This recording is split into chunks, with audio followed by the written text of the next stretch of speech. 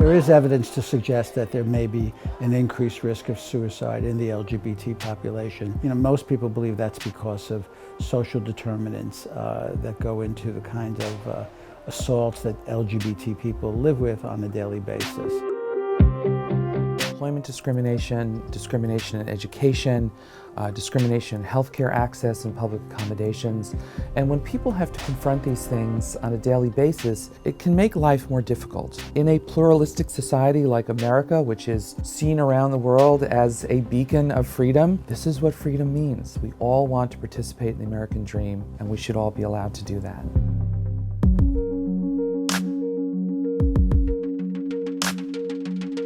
When people live in open and tolerant societies, then they flourish.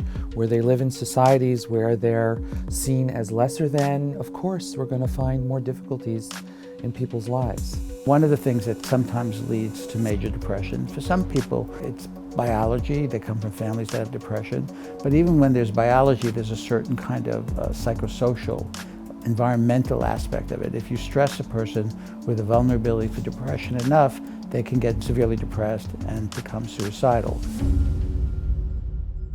I had the unfortunate experience of joining a club that nobody asks for membership in. I lost my partner, Brian.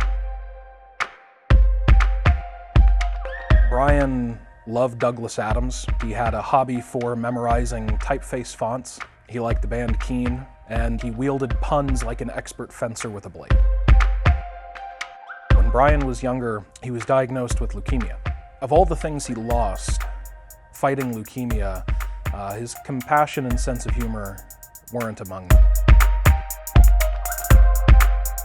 It's important for people to understand that transgender people like myself and lesbian, gay, and bisexual people really live fulfilling lives. We are everywhere. We're not simply on the coasts. We are in the heartland.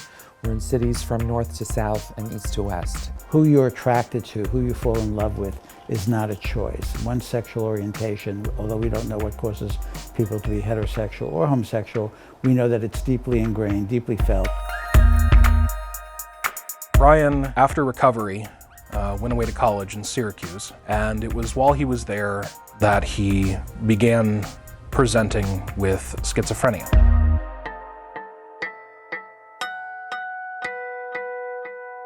I get a phone call from my friend, and he says, listen, I need to know that you're sitting down.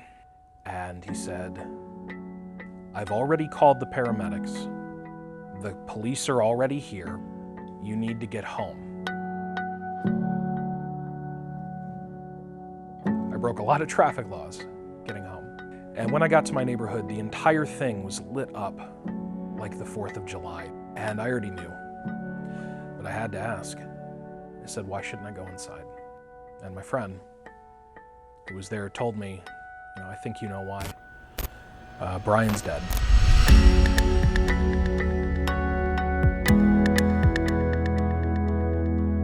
But if you want contributing factors, Prop 8 passing was a big contributing factor.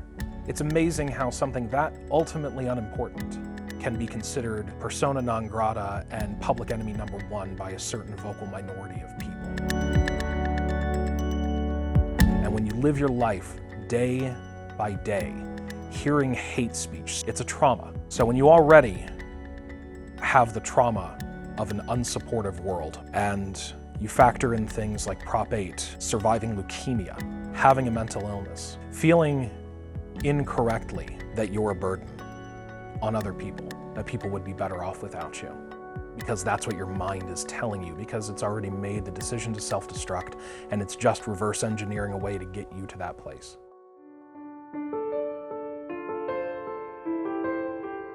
There's help for these things, that when people are struggling with these things and they're kind of feeling like they're lesser in value and struggling with difficult thoughts, there's help to address that, and we are moving as a society to stop that.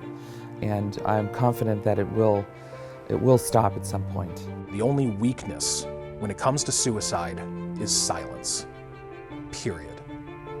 And as someone who lost somebody to suicide, as somebody who in the aftermath of that tried to kill themselves, I need you to know, it's a cliche, but it does get better.